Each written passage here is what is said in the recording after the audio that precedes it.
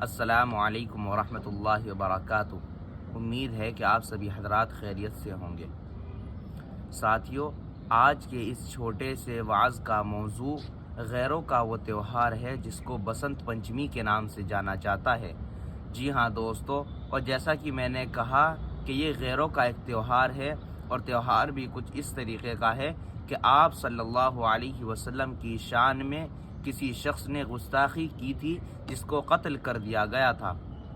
اور اس کے کسی چاہنے والے نے اس شخص کی یاد میں جس کو قتل کیا گیا تھا پتنگ اڑائی تھی۔ تب سے لے کر آج تک اس دن یہ پتنگ اڑائی جاتی ہے جس کو بسنت پنچمی کہا جاتا ہے دوستو۔ اور بسنت پنچمی کے دن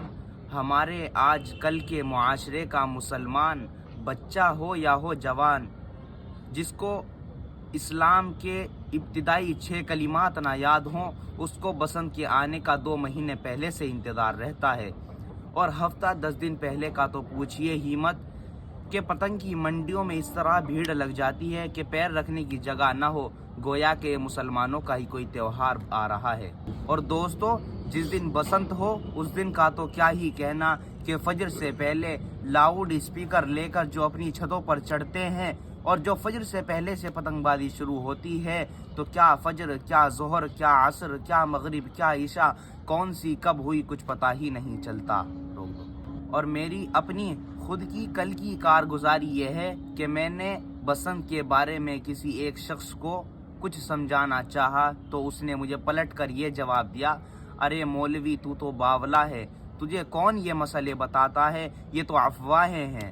حالانکہ ہونا یہ چاہیے تھا کہ گستاخ رسول کے اس تہوار کا بائیکاٹ کیا جاتا، اور ہو یہ رہا ہے کہ مسلمان ہی اس میں سب سے زیادہ ملوث ہے، اور مرد تو مرد، بعض جگہوں پر یہ دیکھنے میں آیا ہے کہ عورتیں تک اس میں ملوث رہتی ہیں، چھتوں پر چڑھ کر پتنگ بازیاں کرتی ہے، اللہ معاف فرمائے۔ اور دوستو، ہمارا یہ اس طریقے سے اس دن پتنگ اڑانا ہمیں اسی یعنی کہ گستاخ رسول کے ساتھ تشبیہ دیتا ہے۔ اور تشبیہ یعنی مشابہت کے بارے میں آپ کو بتلاتا چلوں کہ حضرت شیخ زکریا رحمۃ اللہ علیہ نے اپنی کتاب آپ بیتی میں ایک واقعہ نقل فرمایا ہے کہ ایک بہت بڑے بزرگ، بہت بڑے اللہ والے، ان کا انتقال ہوا تو ایک شخص نے خواب میں دیکھا کہ ویسے تو بڑے ہی اعزاز و آرام سے ہیں، لیکن دونوں ہونٹوں پر ایک چھوٹا سا سانپ لپٹا ہوا ہے۔ ان سے پوچھا گیا کہ آپ تو بڑے اعزاز میں ہیں لیکن یہ سانپ کیوں؟ تو انہوں نے جواب دیا کہ ہولی کے دن میں ایک راستے سے گزر رہا تھا تو میرے سامنے سے ایک مریل گدھا گزرا، تو میں نے اس پر یہ کہہ کر تھوک دیا کہ آج ہولی ہے اور تجھے کسی نے رنگ نہیں لگایا، لے میں تجھے رنگ لگا دیتا ہوں۔ تو دوستو، ہمیں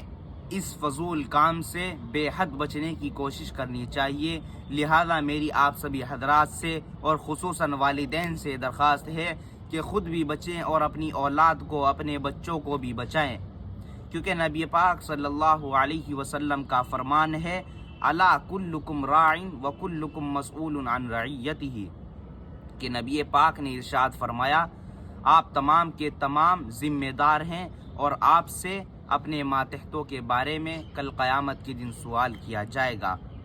اور رب ذوالجلال قرآن مجید میں فرماتا ہے، یا ایھا الذین آمنوا قوا انفسکم واہلیکم نارا، کہ اے ایمان والو، اپنے آپ کو اور اپنی آل و اولاد کو آگ سے یعنی کہ جہنم سے بچاؤ۔ لہذا ہم سب کی یہ ذمہ داری ہے کہ خود بھی بچیں اور اپنے بچوں کو بھی بچائیں، اور کوئی ہمارا دوست یا ساتھی ہو تو اسے بھی اس کام سے منع کرے۔ اللہ تبارک و تعالی ہم سب کو عمل کی توفیق عطا فرمائے۔ وآخر دعوانا ان الحمد للہ رب العالمین۔